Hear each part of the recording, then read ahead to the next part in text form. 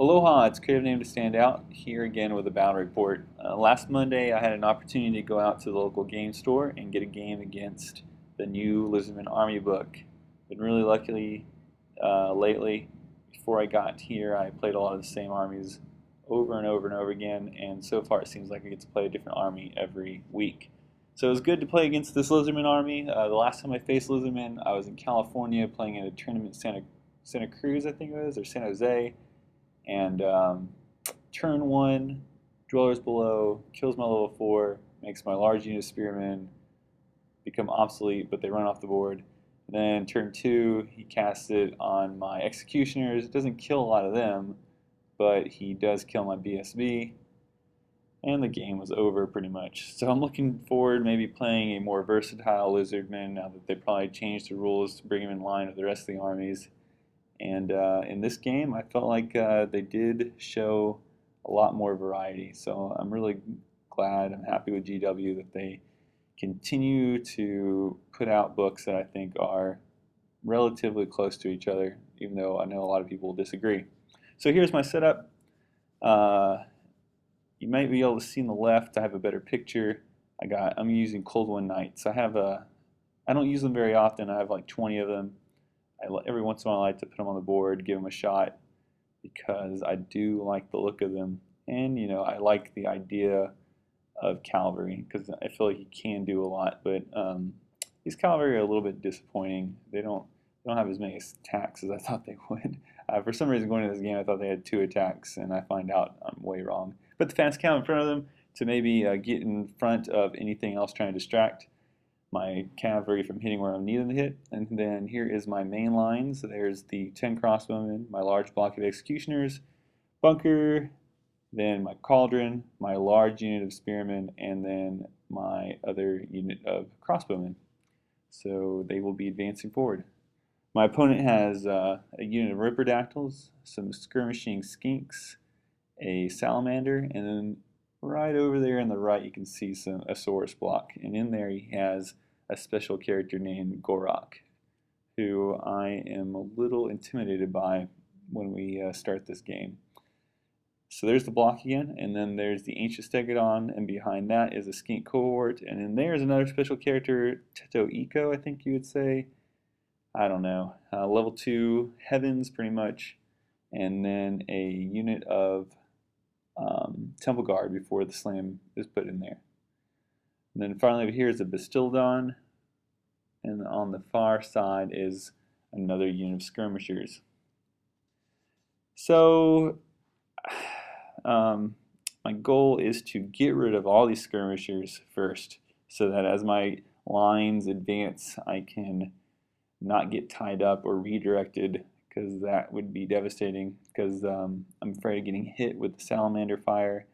I'm afraid of just getting bogged down or redirected by skirmishers and then getting hit in the flank with a Saurus block. I just want to avoid these things. So my first plan is to kill the skirmishers and then try to intercept his Slam Priest and Temple Guard, because I'm sure that's where the points are. Kill them and then hopefully walk away with a win. So here we go into the first turns. Before the first turn, actually, there's a lot of Vanguard moves. I have my Dark Riders who move out to the side to challenge those skirmishers that will probably be moving up to intercept the Cold One Knights. He has a special character that gives him D3 units of skirmishers plus his normal skirmish movement. So he takes his normal skirmish movement with his skinks, and then he rolls his D3, he gets 2, and he uses the Vanguard move on his ripperdactyls and on the salamander to get that early shot off, especially if he gets first turn. So there's that. But luckily he doesn't get first turn, I get first turn, and so I start my plan of killing all the skirmishers. And I declare a charge, a long charge with my Dark Riders. He stands and shoots, so I get lucky, doesn't kill any of them, make a lot of armor saves. And then I use my executioners to charge a salamander because I want him out of here. He chooses to flee, I fail a charge, he moves back, and then I go into movement.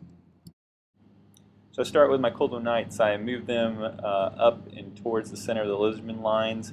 I keep them just out of a max charge range of the Bastiladon, but I'm getting that angle on the Temple Guard for a charge later on in the game when my spearmen or executioners get engaged with them. And then here's my main battle line. Since my executioners failed to charge and I don't want to get into a position where my executioner's flank is exposed, I keep the rest of my army somewhat together. I also position my crossbowmen on the left flank so that if the Ripperdactyls charge me, they'll have to go and take dangerous terrain tests from the forest, and it turns out the forest is a wildwood, so there's also a chance that they'll take some d6 hits from that. And then a stand and shoot. I just want it to be the most perilous charge they can ever possibly make. In Magic, my Fire Wizard had Fireball, and then my Metal Sorceress rolled up Searing Doom, Plague of Rust, Glittering Scales, and Enchanted Blades. And my first attempt at Magic, I threw 5 dice at a mid-level Fireball to get rid of the Salamander to keep it from rallying. He threw his 5 Dispel dice he had at it and dispelled it. I then used my 1 dice to create some more Power Dice to Power Darkness and cast Glittering Scales on my large Spearman unit and Enchanted Blades on my Crossbowmen. And these 4 casualties are in my shooting phase from my Crossbowman shooting at his Temple Guard. So there's 4 down and 11 more to go. Over here in combat, my horsemen come in and kill 5 skinks. They break, but I fail to catch them. So they're going to rally and get another chance to shoot at me. Alright, so if you remember, on the left flank there was Ripperdactyls. They had the test for Frenzy, Leadership 5, and they passed, which was unfortunate because I was really hoping they would go through the woods, get shot at by my crossbowmen, and maybe hopefully take some more wounds from the wildwood. But either way, they move up the left. They're now on the left side of my crossbowmen, and then he has his skirmishers move up. He's going to start shooting my spearmen. Then he makes the decision on how his troops are going to move around that impassable terrain.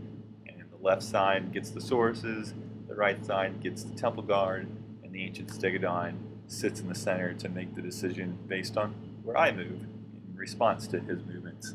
So this decision to go left or right, my decision to engage the left or the right or both, really will define the game.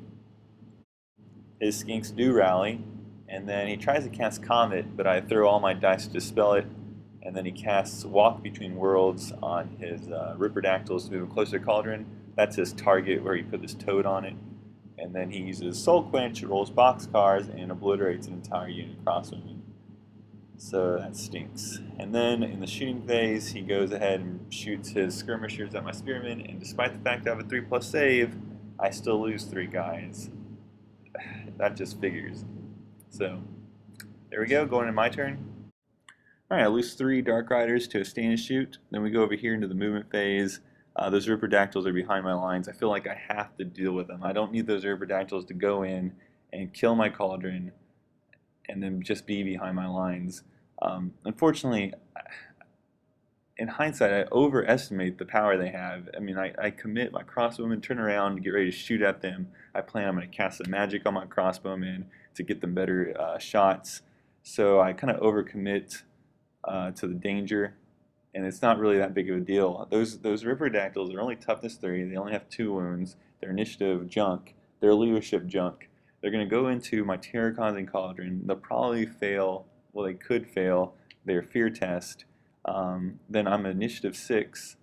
I'm probably going to kill them all. I have 13 attacks, poison, hatred, and my death axe strength 4. If there is one alive at the end he probably won't even hit me, and I have a 4+ ward. So I'm too protective of my Cauldron. I should probably weigh the threats against my Cauldron rather than just react to the movements of my opponent's army. But anyway, it's what I do. I then go over here. I move my Coldwood Knight, just where he would need like an 11 with his Bastiladon to charge my Coldwood Knights. Here, maybe I shouldn't be so afraid of that now that I'm looking at its stats. It's only strength 4, it only has 3 attacks. It might have even been good for it to charge me. That way I might have been able to beat it, not take any damage, and run it down, if my opponent even decided to do that. But yeah, there's my movement, and so now let's go into Magic. Alright, so I get a lot done in Magic. I get Plague of Rust off on the Ripperdactyls. They now have a 6+ instead of a 5+. I cast enchanted blades on my crossbowmen so they can hit them better. I really want to kill these things. And then I get glittering robe on my crossbow or on my spearman unit because they're right in front of the rallied salamander, and hopefully that'll protect him.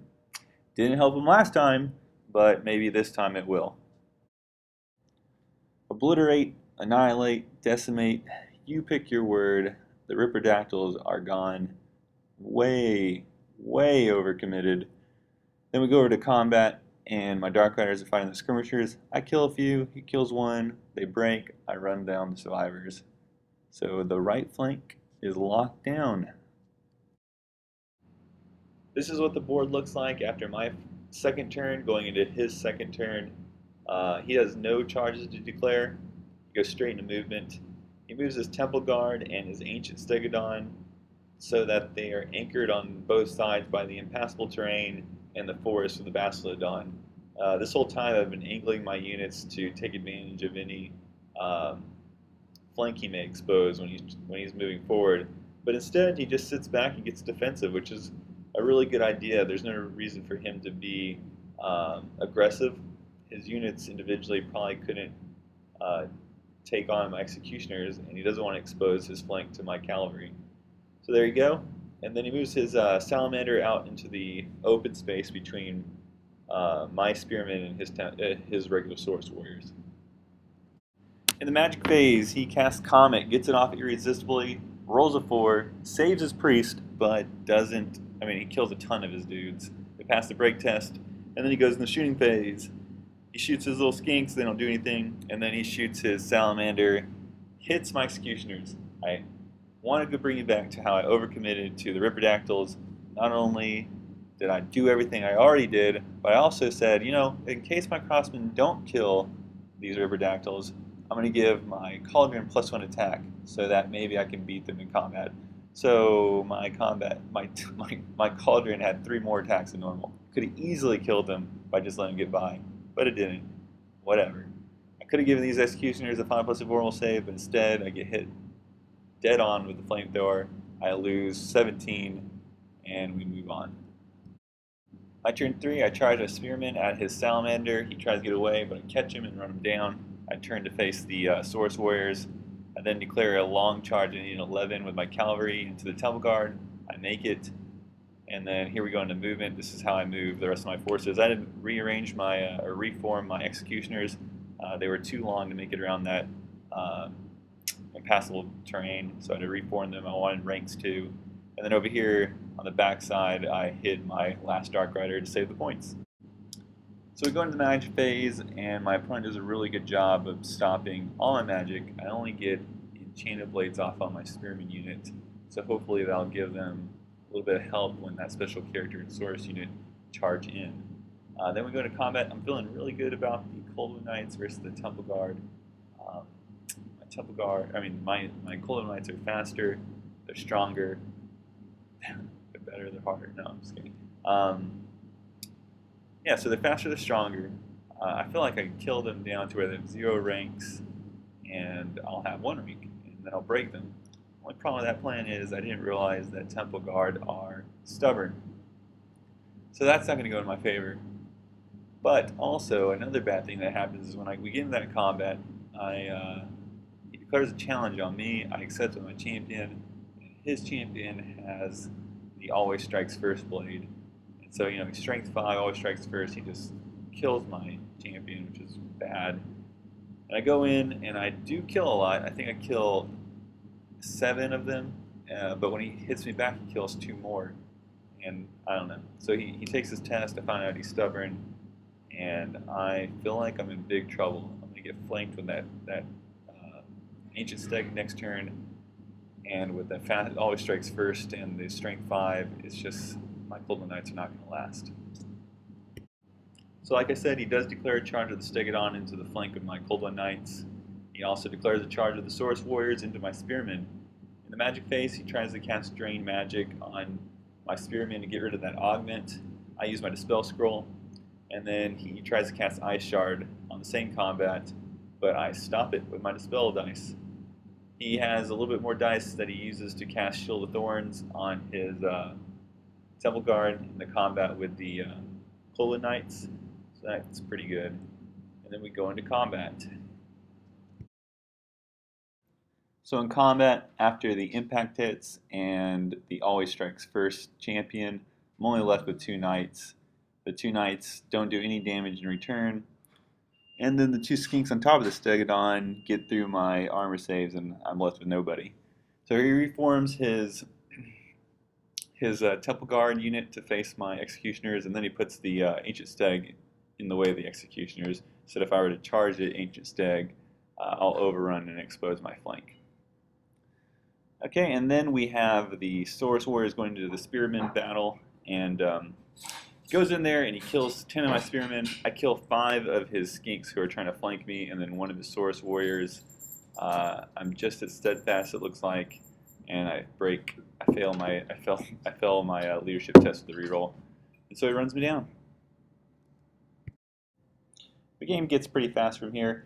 My Executioners charge the Ancient Stegodon. In the magic phase, I cast Searing Doom into the Temple Guard, and I kill all the Temple Guard.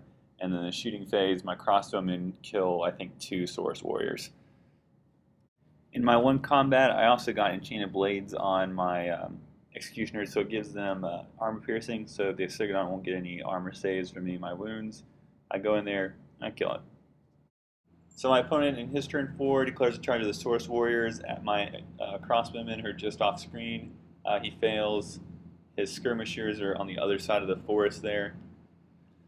And then he moves his Slan behind the forest where the Bastilon Dawn is to get ready to start casting spells from there. And then he uses his Skink cohort. He kind of just turns them to face my units if they ever make it around the rock. So here I am at the top of turn 5. I have no idea who's winning. I feel like I'm losing because I just lost my Spearman unit and my Coldwood Knights, 2 pretty expensive units. And I feel like I've only killed his Temple Guard and a Stegodon. So I feel like I'm losing. I feel like I need to get some more points, so I throw 7 dice at Searing Doom at the Basilodon, since it has a 2+ save, and I get it off. I cast it irresistibly, I kill the Basilodon, thankfully, and I go to roll to see what my miscast result is. And I roll, and I see a 1 pop up, and then here comes a 6, except the 6 is tilted on a piece of my Cauldron's base. So I pick up that 6, I roll, and I roll a 3. And so I get a really bad result. I roll a 4. My sorcerers get sucked in the warp. Big blast decimates my unit. And that's pretty much it for my magic phase. I don't have anything to do in combat except for the crossbowmen who had charged earlier at the skirmishers that were rounding around the mountain. I beat them down. They flee, and I overrun off the board. So I'm out of danger from the Saurus Warriors. So that's pretty much the game. There was a turn 5 for my opponent, but all that happened was he reformed his Lizardmen, and he cast Soul Quench at my Executioners and didn't kill very many of them because he rolled low, and I had an invulnerable save on them. So we should have played a turn 6. I insisted that this was turn 6, but I was wrong. I was keeping track, and I messed up. Did not keep track correctly. So we ended at turn 5, we added up the points, and the Lizardmen had 251 more points than I did, I think. So that's where the game ended. Things I would have done differently. First of all, the thing that really, I think, decided whether I was going to win or lose this game was not committing to a left or right side approach. I was kind of indecisive. I didn't commit either way for the first 2 turns to 3 turns of the game. And when I finally did, I wasn't super aggressive with my movement. I kind of just inched my way forward. I didn't want to get impact. I didn't want to suffer impact hits from the Stegodon, but I would have killed the Stegodon. I mean, the strength 6 is just I always play too cautiously, so that's my fault. I should play better. As far as other things I could have done differently, I could have held the Spearmen back behind the forest that they're in right now in this picture, and waited for either the Saurus unit to either round the corner of the impassable terrain before I started moving up, or just kept them there the whole time and let them just move through the forest to get to me. It would it would just kept them out of the game. And if even if they didn't come around, maybe they were going to stay there as a defensive measure. When I got my executioners around the side, um, it would be a long time before they could help engage there because I would have to literally clear out his own units for his Source warriors to get into that fight. So I could have been, I could have been, I was more aggressive on the left side when I should have been more cautious, and I was more cautious on the right side where I should have been more aggressive. That's how I would pretty much sum up my tactical mistakes in this game. And I really shouldn't have charged my Cold One Knights into, sorry, my Cold One Knights into the front of that Temple Guard unit alone. I thought 10 to 11 was going to be good, but Swords Warriors are tough, and they made me pay. So that's pretty much how the game went. It was really fun, and I hope you enjoyed this battle report. Please comment, like, or whatever else. And thanks again for watching.